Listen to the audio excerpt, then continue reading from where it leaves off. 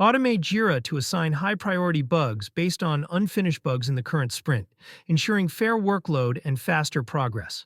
Go to Project Settings, Automation, Create Rule. Select Issue Created to activate the rule when a new issue is created. Issue type equals bug. Priority greater than or equal to higher. Add the action Edit issue fields. Set the sprint field to the current sprint. Add the action. Assign issue. Assign the issue to user in a group.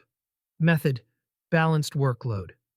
To ensure only unfinished bugs in the current sprint are considered, use this JQL in the Restrict Issues field.